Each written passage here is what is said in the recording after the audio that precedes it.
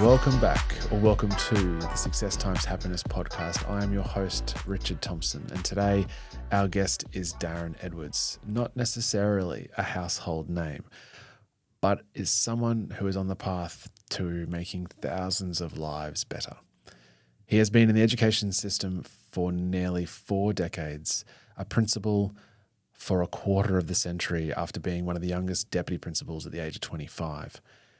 While he has led hundreds of teachers in his tenure and tens of thousands of kids, his more recent work in a regional leadership role, helping the capability development and well-being generally of school leaders, is something that I really want to unpack today. We are all leaders in our own lives, whether at work, at home, with our kids, or with our friends. We are influencing people and our team generally. We don't need to be principals of a school to get the benefit from this conversation. Darrin has developed a model to help leaders deal with stress and mental well-being so that they can strive, not just survive. I'm looking forward to unpacking this today with him so that we can learn how to be better leaders, better people in all facets of our life. Let's get into it. Darrin Edwards, welcome to the show. Thanks, Richard. Thank you so much for coming. It's been a pleasure. 40 years as a principal, as a school leader, what drew you into that line of work early on? I guess I would preempt it by saying my qualification's actually a biological chemist. So that's where my degree started. And it was during that training and learning I was doing at university when I was doing my final project that I was working in the laboratory on an anti-cancer treatment. Actually, it was really exciting, really interesting.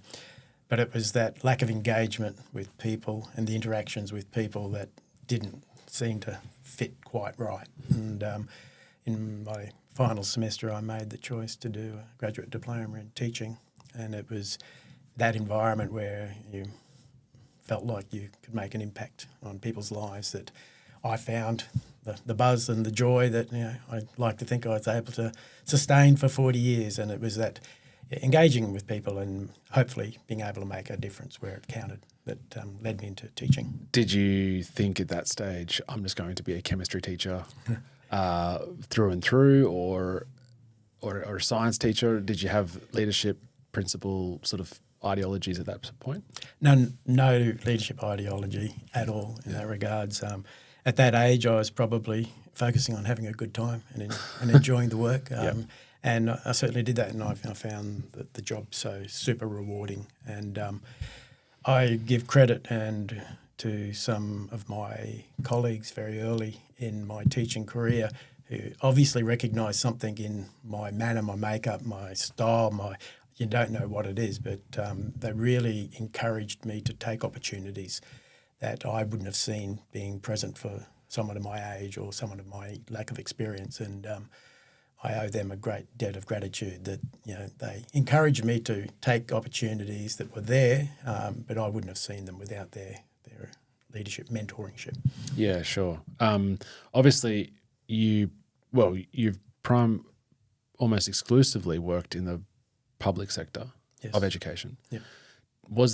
Talk to me about your upbringing in the household that you were in growing up.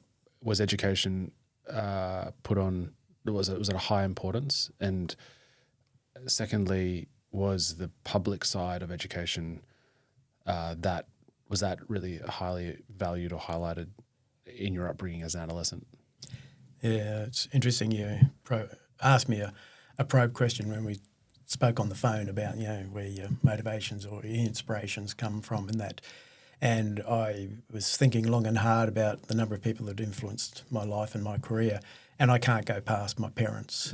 The fact that they, I believe, made every sacrifice that was possible to be made to ensure that the three of us as their children were given educational opportunities. And whilst neither of them had that fortune to receive a long or extended education, father finishing schooling in grade 6 and then going out into work and that. So they just kept making decisions that would ensure that we had educational opportunities. And did that impact, I think you'll see through our conversation today, it's that power that education can play in giving people life choices and life chances, regardless of your background, regardless of your ethnicity, regardless of your gender, and regardless of your ability. And so I'm a very passionate public educator because I saw that regardless of any of those demographics that your background holds, education can be your passport. And I found education was the passport for me and my brother and my sister. Do you see your parents as the circuit breaker in the line of that, or was that instilled in them, do you think? Because it sounds like if they weren't provided access to that, it takes a certain type of person who didn't have the education to then go, actually, that is the passport. That is what is necessary. That's really important.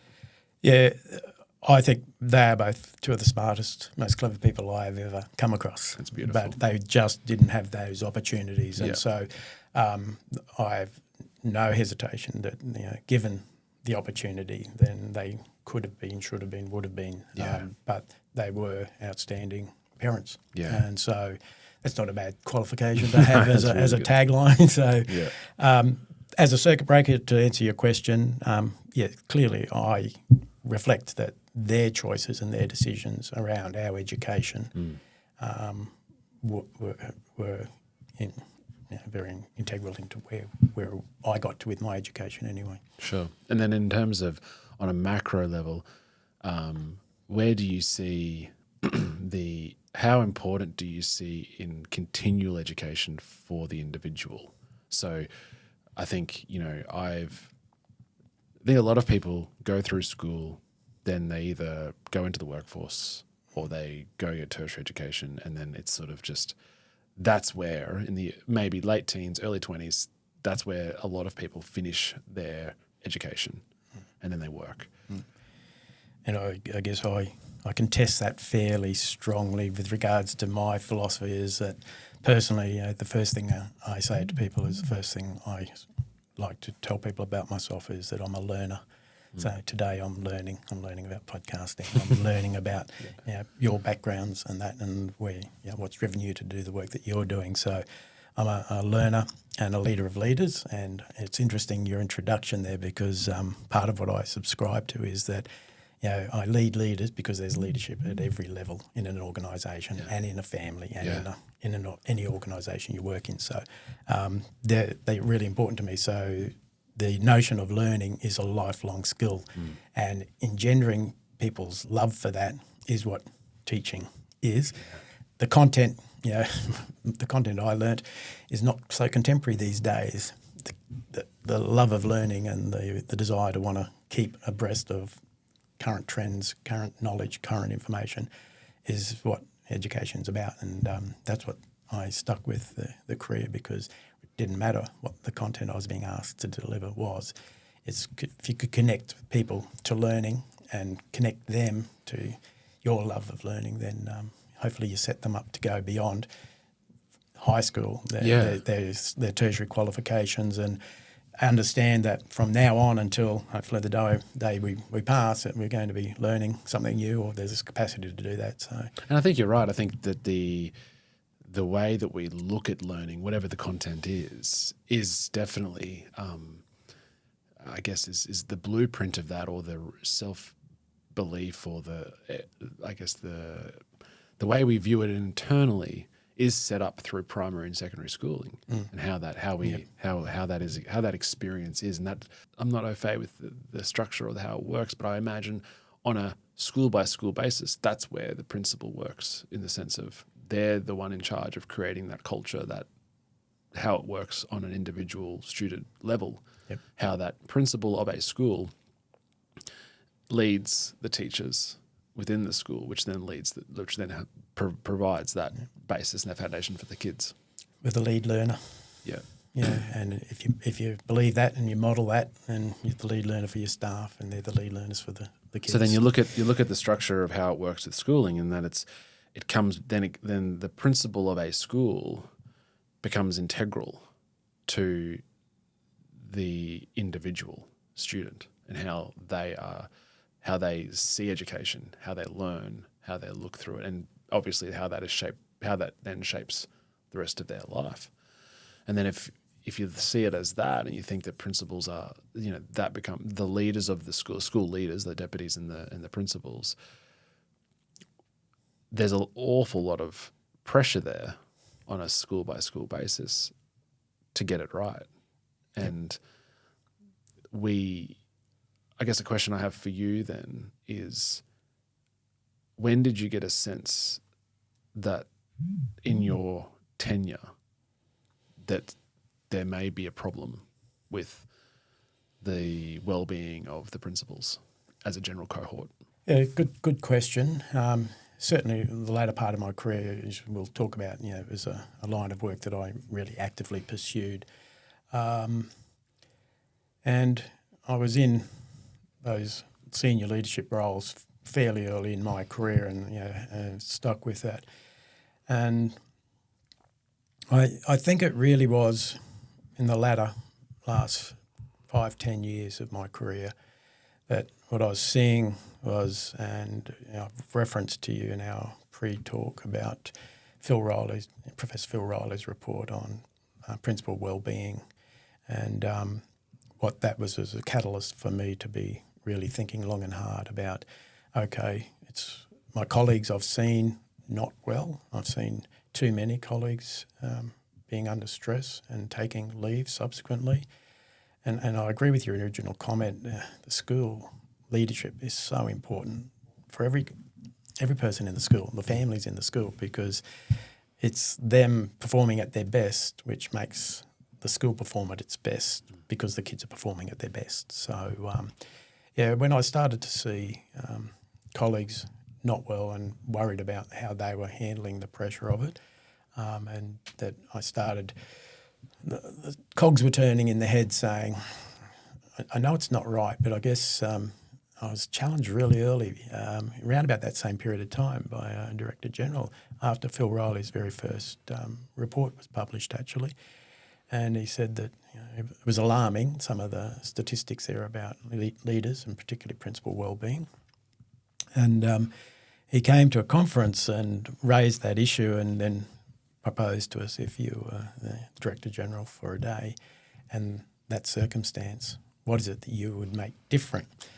And I loved the challenge because, first of all, I didn't have an answer I could give, and that isn't me by nature, but it certainly kept the cogs turning, and that was the catalyst for the work that I did, saying, well, what is it that leaders need to make sure that they've got the best chance of, and I use the word thriving, not surviving, because leaders love to thrive. That's what they've got into it for.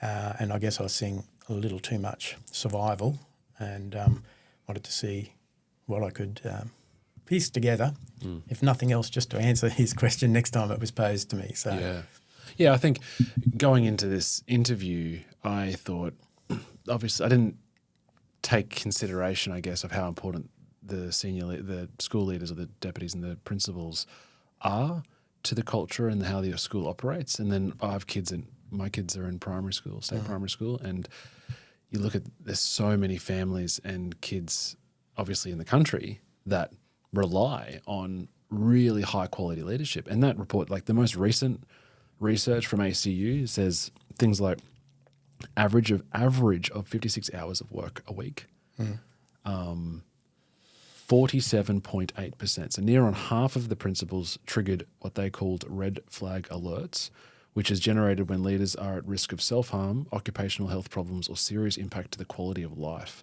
That's an increase of 64% from the year before. The Associate Professor Dick said that there have been initiatives introduced to support principals' health and well-being, but unfortunately the results show that they don't go far enough. It is, compared to the general population, that is staggering, that half of the principals essentially, well, more than half in the public sector, are really struggling. And they're the people who are cultivating the operation and the culture of the schools that our kids are going to.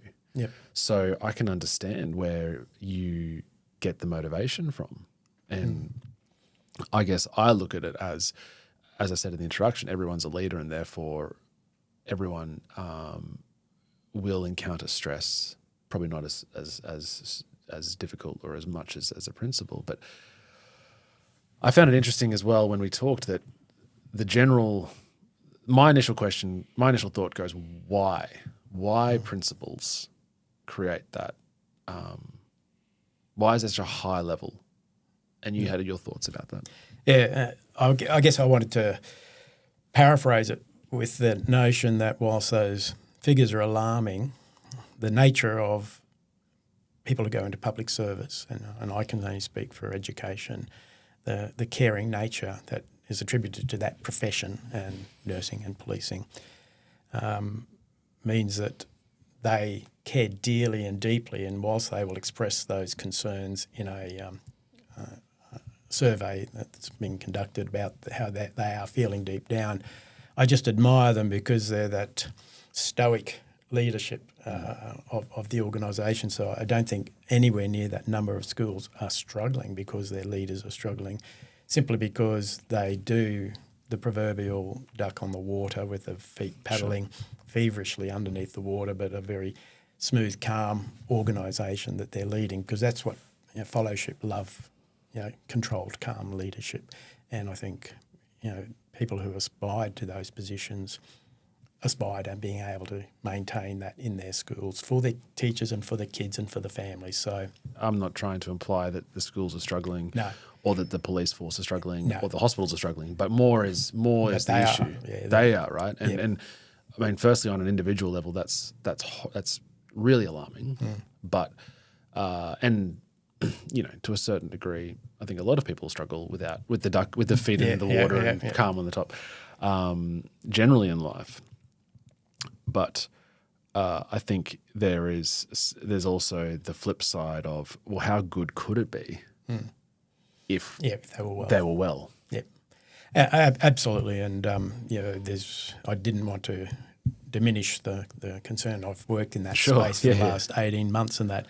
But I guess I was alluding towards the fact that the care nature of school leaders, we go into the profession of teaching because generally we love the idea of being able to help kids. And then when you go through the leadership levels in education, you never lose that love of wanting to help kids, but then you've also got the care of a team of school leaders and teachers, and then you've got a team of school leaders and some bureaucratic responsibilities that you want to make sure are right and done well, and you care deeply that it's done well and that the organisation goes well. And so as a principal and deputy principal, you carry into all of those your desire to look after everyone in the organisation. And I guess that's where my thinking came to, and why I struggled with the proposition I was given around, well, what would you do different? Because it was that notion that you'll do almost anything for anyone else to. If they're struggling, you'll put yourself out there in ways that you can try and assist the kids, assist the family, assist the teachers, assist your non-teaching staff. But you are last on that list. We put ourselves frequently, and that's not just this profession, obviously, but human nature often says that we will put ourselves, second. And I guess what I tried to piece together is, what are those things that we as leaders want to have wrapped around us, and am I acutely enough aware of where my needs sit right at this moment, so that I can pursue the capability development or well-being development that I need at this particular point in time. And so I would encourage leaders, full stop, that are listening to your podcast, that a healthy you is the best leading you, and therefore you do need to quarantine that time and that priority of your health, your well-being, so that you can lead well. And that's the underpinnings of the model that I spent 18 months piecing together. Let's unpack that, because even as a caring leader, when things are going well, that's not the time for you to go, okay, I need some time to reflect on myself and make sure that I'm the best I can be, because you're like, all the balls are being well juggled and it's fine. Yeah. It's only really when you're, in a hole and really struggling that you can then go, actually, it's almost dire. Then it's like, I need some help. And equally as important it is to know what is going well and to take the time to celebrate that, because in our lives nothing is all bells and whistles and going along swimmingly, but certainly usually there's aspects of life that you're really proud of, and it's also making sure you do take the time to say, well, I know that feels really good. I'm working well in that space, but have I given due credit to that? And so pay yourself some love forward, but then equally reflect on what is it that you might need at this point in time based around this context in this time of your life. You've been in the profession for near on 4 decades. You've seen a lot of people come in, get burnt and leave early. You said to me last night that you went into the education system loving it and you left the education system loving it. Yeah. No doubt it wasn't smooth sailing for you. Was this model created because of upon reflection of how you were able to mitigate those issues that maybe some people in the profession wouldn't? Or how do you think you what do you attribute to your longevity? Quality mentorship, coaching and mentorship, and there is a difference between the two, but quality mentorship is really, really important. But after we spoke on the phone, before this podcast, I was reflecting back on that.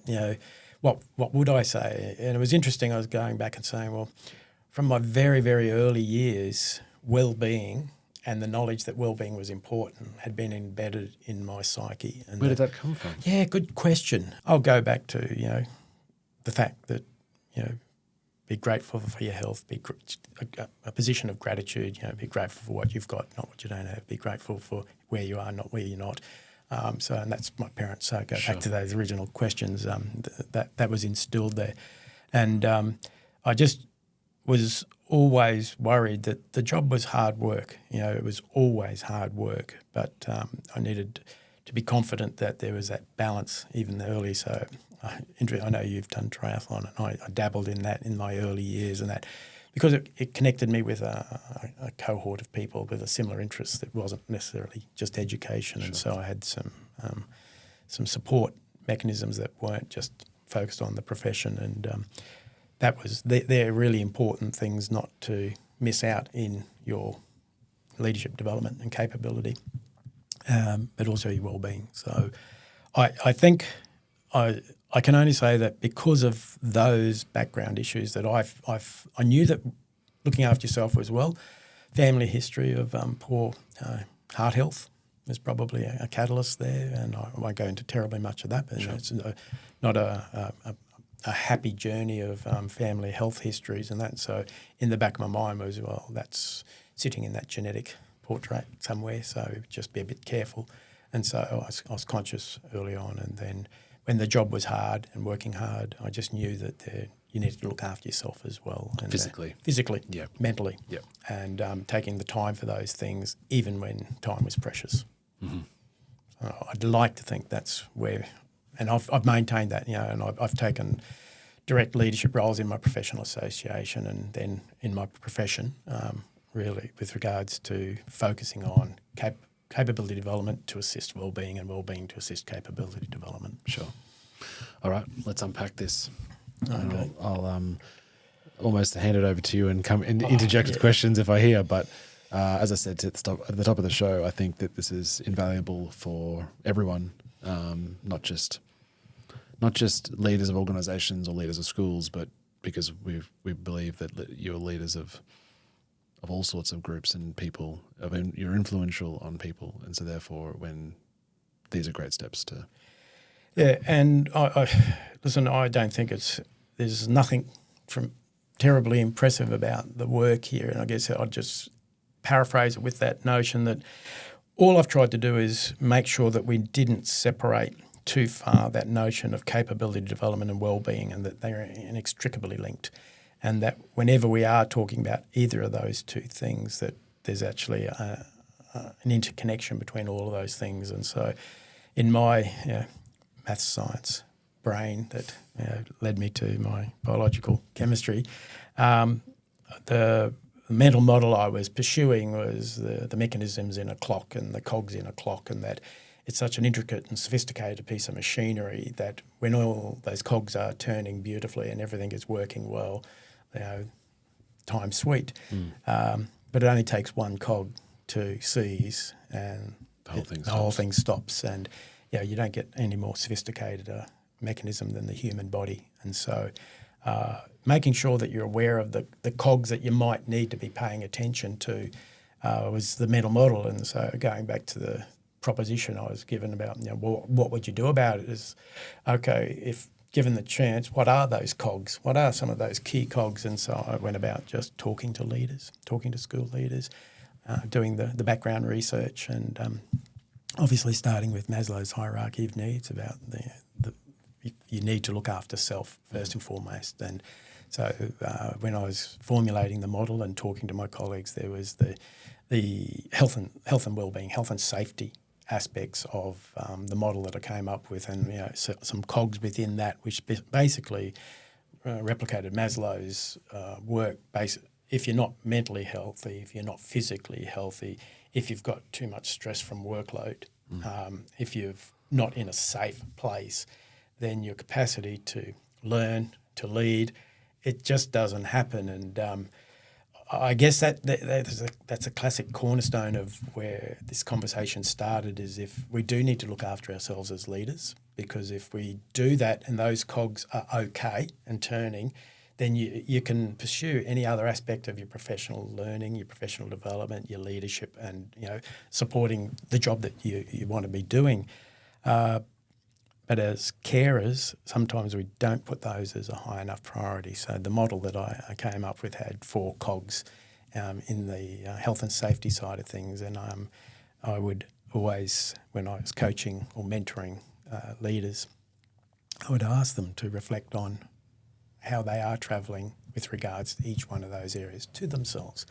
And I would use that as a proposition about what they were going to do about it and who would they talk to. I wasn't necessarily the person that was going to assist them in that space. Given the answers. No, that's not my profession, but certainly encouraging people to be saying to themselves, these things are equally as important as the other elements of the model.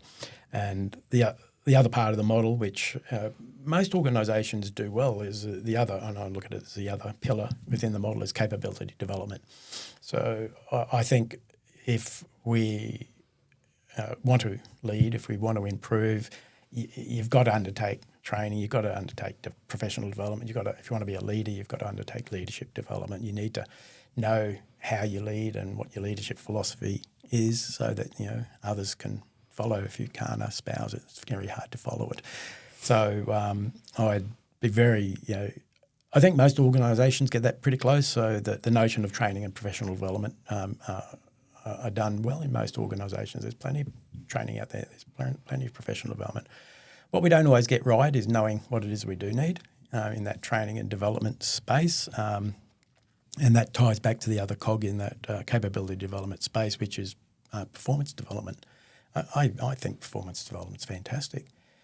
The notion where you get full, robust feedback and data-informed or research-informed feedback around how you're performing. There's very few of us that aren't absolutely desperate to know that we are either doing a good job or what it is that we need to do to be able to do our job better. And once we've done this podcast, we'll talk to each other about how did that go, what did you like about that? Is there anything you can see in the way that we could make that more engaging for the audience and that? So you've got to be really open to that, because I think, as a really good leader, you would be very open to that. But I think a lot of people would be reluctant to hand over the mirror to someone and go, all right, tell me how I can improve. I actually don't agree. Okay. So part of the roles that I've had is to talk to many thousands of teachers when I visited schools in several roles that I've had. Teachers desperately want feedback. Yeah, right. Leaders desperately want feedback. It's the manner and the mechanism in which it's done. And when performance development and performance supervision is done with a kind heart, then it's very hard to get it wrong. because the reality is the premise underpins that most important to me is to know if I'm doing a good job or not and what it is that I could do to do it any better.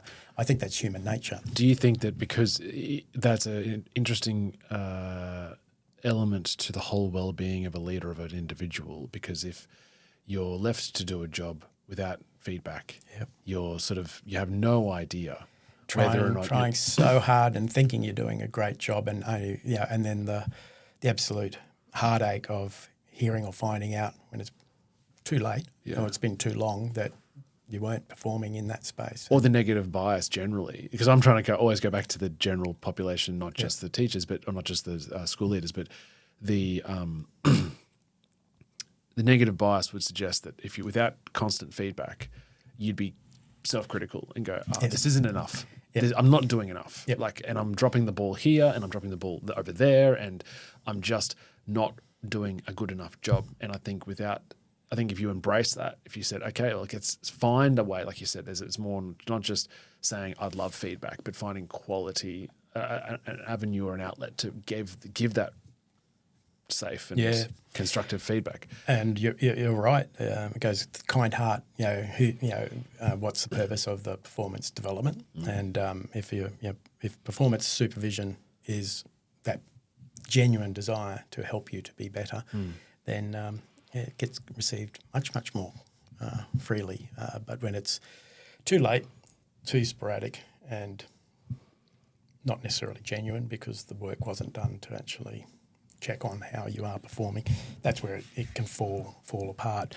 But you touched on something that's really important there too, and it takes me towards the middle pillar, and I think part where I had in my concerns in education that weren't being robustly filled, and that's around the professional wellbeing pillar. So I developed a professional wellbeing pillar. So there's 4 cogs in the health and safety, there's 4 cogs in the capability development space, which are all important. And I speak to leaders, and all those things that we've spoken about are important.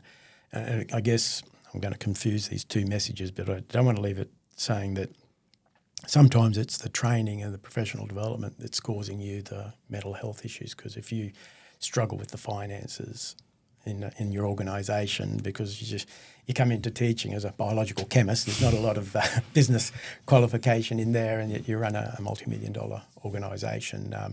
And if you don't have the training to do that well, it can lead to incredible pressure. So sometimes really direct training, which targets your area of development, can help those other cogs in your health and safety space and that. So didn't want to leave that. But with the performance supervision, the importance of professional supervision for leaders is something that's really important. So in the professional wellbeing space, I've got professional supervision, intentional collaboration and mentoring as being 3 elements of that work which tie this model all together. And the role of a professional supervisor, I guess, was mirrored very much on what I believe happens well in certain professions, where if you've experienced a critical circumstance, a difficult circumstance, you have the capacity to debrief that, unpack it, with someone who doesn't have that role of performance supervision with you, and their role wholly and solely is to help you work through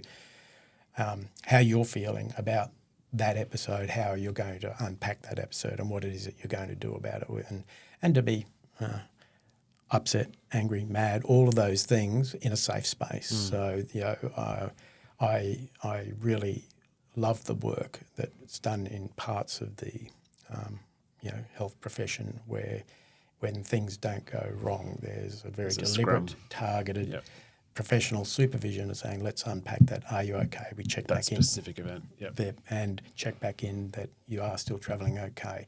And I would encourage all organisations to give your leaders the opportunity to be able to have that safe space to check in and be checked in on without it feeling like that, well, I'll tell my supervisor as much as I'm comfortable telling them, because maybe that relationship, whilst it's robust and very professional, it isn't necessarily personal enough to... It's not bulletproof. It's not bulletproof, and you have some issues there about how much am I willing to disclose in that space. So I would love to see, and it's in the model that I was working towards, is that leaders really work hard for that professional supervision, and that the other cog in that was that intentional collaboration, and that don't ever let yourself become lonely as a leader, because leadership can be a lonely business, and it's every business that people are in that are listening to your podcast, because the reality is that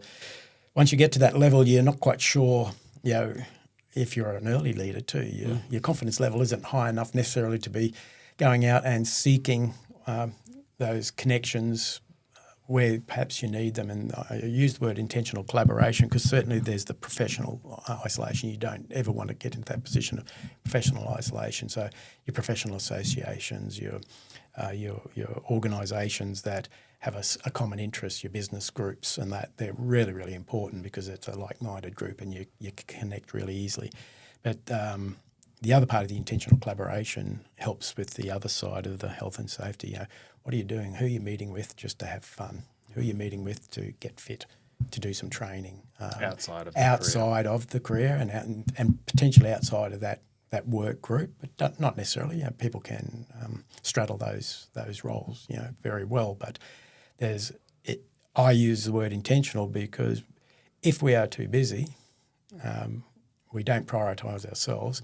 Therefore, we won't prioritise some of those collaborations because I can't go and meet with that group of professional leaders, or I can't go do my triathlon training simply because I've got to get that done, and that done. And obviously that then starts impacting on those initial pillars of your own physical health and your mental health. And it's almost an intention that you have to set to say that, it's when that feeling of I don't have enough time to do that is exactly the time that you need to do that. Yeah, usually.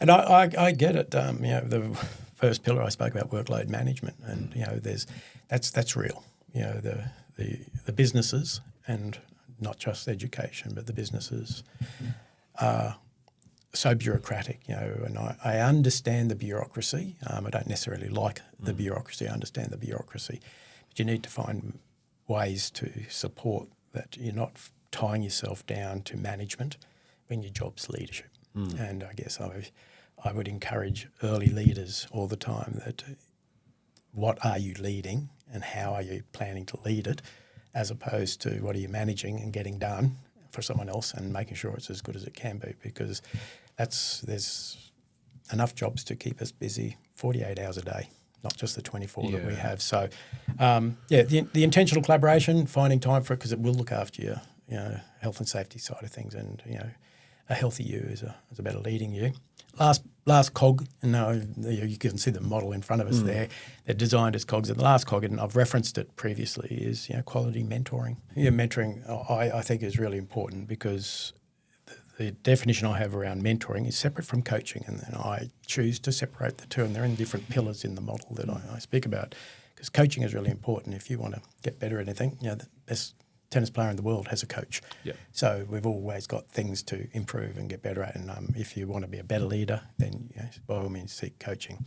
A mentor is that trusted colleague, that friend that that you can ring and they will take your call, and that they will answer the request that you have, and often you're seeking a chance to bounce an idea, to get some feedback from someone who's lived and breathed that work, or is living and breathing that work. And really important, because it just builds confidence and trust in your own decision making when you are isolated and you are feeling like you have to make this decision, and knowing that you've signed up someone. And I actually think it's a fairly deliberate process to say to someone, I would like you to be willing to be my mentor and to allow me to do this, which is a big imposition on busy people. But I've never found the circumstance when someone's approached someone saying, I'm looking for a mentor to assist me when I might need it. Would you be willing to do it? 99% of us say absolutely. Absolutely, So, and it is that person. And in that leadership, you're just saying, I've got to make this call. I want to bounce. I've got 5 minutes before I've got to speak to the person. What did you do when? And I'm thinking of doing that. And a mentor is willing to say, this is what I would have done. And so it is it's not coaching, it's not helping you to work through the problem because you don't have time to work through the circumstance, and you are seeking sage counsel, wise wisdom. And so mentors are often, in my mind, someone who is been there, done that, and maybe is working at a level that either supervises that area of work or has been in that area of work previously. So, and what it is that you're looking for. My last mentor when I was before I left the department wasn't in education. So it wasn't education. Yeah, it wasn't educational policy procedure that I wanted mentorship around. It was around leadership. And so I pursued a mentor outside of the profession around leadership. That's amazing. And to think that someone like you, 40 years in the game, still putting that high level of importance to find somebody to be able to lean on when you need to. And I think that, and obviously this whole model is about professional well-being and making sure, like not in response, but direct, like to try to help the situation that the principals are facing. For someone who might be struggling in their career or in their role, to know in their life, in their life, to know that they've got that somebody. And as you said, I think it's important that it's not just I'll call them and hope to run something by them. It's a deliberate request of for an indefinite amount of time or for this next year, can you be my mentor? And to be able to know that person's there, even if you don't call upon them as much as you think, or maybe you do, because you can't predict what's going to happen. No, you don't. Yeah. But to know that someone's there. So I have to put my confession on the table now, because you're saying after 40 years and that. What really was astounding to me is when I was doing this work and building the model, and that mentoring cog was a really important cog. And at that stage, I then sat back and saying, every one of the persons that I spoke to at every level of leadership, when I was trying to get their input about what's important, mentoring's important. It's really valuable, All the research, so you read, habits of highly effective people, and you go, okay, mentoring, make sure you've got a mentor. And then I sat there and went, when's the last time you formally had a mentor, Darrin? And it was a while. Yeah, it was too long. And then I went and asked about 10 people in the same level within the organisation. Only one person had a formal mentor. Oh, wow. Yet every one of us agreed that this model was important. So it goes back to, the importance of not separating these as isolated pieces of work, and that what is it that if you surround yourself with in leadership that's got the best chance of not letting some of those things fall through to the keeper. Yep. And that's where this model really came from, and saying, reflect on that. And when I reflected on it, I went, okay, you're espousing a model that says that the part of these cogs is having a mentor. And it was great catalyst. And it was, of course I should. And I did. And it was the best thing I'd done in a long while with regards to my own professional well-being. So what do you think was the reason that did slip away for you for some time? I was mentoring a lot of people. I valued it so highly. So I was mentoring quite deliberately a heap of people. And I didn't take the time to care about myself enough to identify it. It goes back to the caring nature of the person and wanting to help. Yep, and sometimes not prioritising and not having a model to reflect against. A lot of the work is in, here's the capability development space. That's what you need. Here's some wellbeing programs and that. And I just wanted to get away from this notion that they are two things that are important. They're actually one thing, because without one, the other doesn't thrive, and the other one doesn't survive. So, that's the underpinnings of that model, and that. So, whilst it's based in some very traditional research, the main work I did was to talk to leaders about what it is they'd like to see wrapped around them. So, if the DG was to ask me again now what it is that we might do, I feel confident that there are weaker areas than others in all organisations about what we're doing to surround our leaders, because we've actually taken time to say, well, these are the things that research says and experience tells us is valued by leaders. So maybe we should entrust the leader to identify those, provide them with access to what it is in that spectrum of development need. And some of it could be taking time. If you're not well, sometimes you need to say you're not well, because if you're not well, you're not going to lead well. And you can be sitting in a PD session if your mental health is not good at that particular stage, if something tragic's occurred at home, loss of a family member, family pet, any of those things. If that's not working well, you can sit in a conference room for 3 days and take in zero. Yeah. So that's the wisdom of 40 years I'd go with is you are important to the leadership of your organisation, and taking time to consider your needs so that you can consider other needs is really important. I love that. Thank you for sharing. Before we wrap it up, we'll go with the rapid fire questions we ask every guest. First one, one tip people can use to be more successful in their life. And set personal goals and professional goals and have them equally as important. Number 2, one tip people can use to be more happy in their life. To make you happy, you've got to find the things that you love and then do the things that you love and love doing it. Most influential, we talked about your parents, but most influential, let's say outside of your parents, most influential person in your life. It's funny, when I was talking about them, and I'm very happy with that answer. And funnily enough, the other name that just kept coming into my mind, and I couldn't remove her from my recollections. It was my Year 11 English teacher, Janet Schloss. If you're listening, Janet, yes, you would never know the impact that you had. I had a weakness in my spelling, as someone who travelled around from regional schools early. My parents pursuing educational opportunities. There was a gap there, and I knew I could understand context. I loved the sciences and that, but my capacity in that space was weaker than it should have been, and it was something that she, for whatever reason, said that she identified, because she'd mark all the spelling mistakes on my English pieces, but she did more than that. She said, you can do so much better, and then she undertook after school for probably 6 months just to work directly with me and one other student on our spelling. Wow. So that and to the day,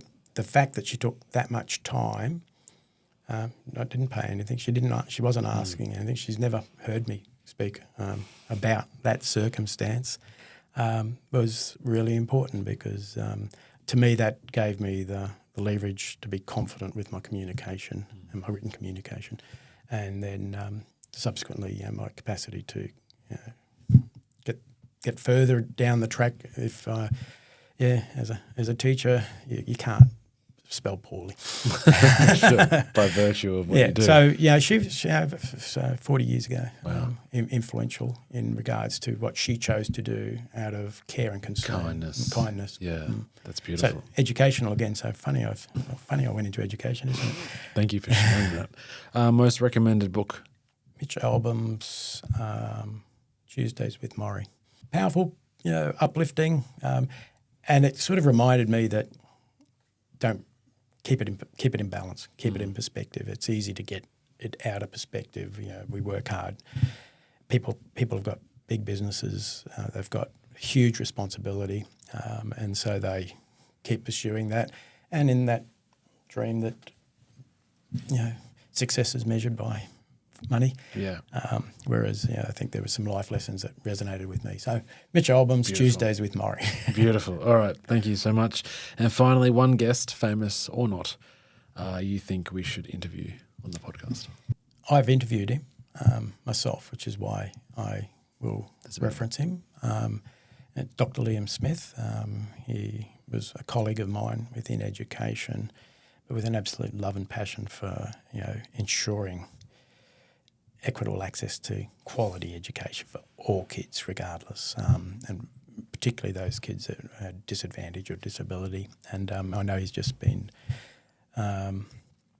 taken up the position in charge of the Edmonton Rice education community. And so I don't know if it's the director position, what the title is, but CEO of that organisation, and he'll do a great job in that space because it's about an organisation which focus on those kids that aren't fitting into a mould and haven't had a successful schooling experience, and that, you know, their futures are so dependent upon getting quality education that an organisation like the Edmund Rice Foundation is really focused in that space. And I think he'd be really interesting to hear, because you know his passion around that space is undeniable.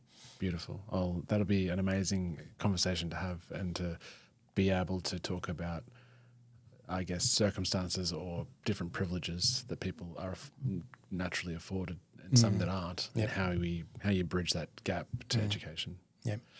Wonderful. Darrin Edwards, I really appreciate your time. It's been a really inspiring chat today, so thank you very much. Just hope you got something out of that, Richard. My pleasure. Cheers. Thank you, mate. Cheers. That was Darrin Edwards, principal for almost a quarter of a century in the education system for 40 years. Such a wealth of knowledge when it comes to leadership and what it takes for the well-being and performance of leaders. And I know that his work centres around school leaders like deputy principals and principals, but as I see it for the general population, we're all leaders in our own life. And so what we can take away from that conversation is so much the idea of getting a mentor in our own lives. It's not just our friend, it's not just our partner or our children, let's say, but it's somebody who is maybe a little bit more advanced than in our profession, or is in some comparable level of role that we can lean on or at least get some honest feedback when we are presented with difficult situations. And I think just knowing that person's there for you provides an enormous amount of support just subconsciously, and allows us to be better leaders and better people in our own lives. So thank you very much for listening. If you enjoyed that episode, please let me know. Send me a direct message, send me an email, put a comment down wherever you can, and I would love to hear that feedback. And please share it with anybody that you think would get value as well. So until next time, peace.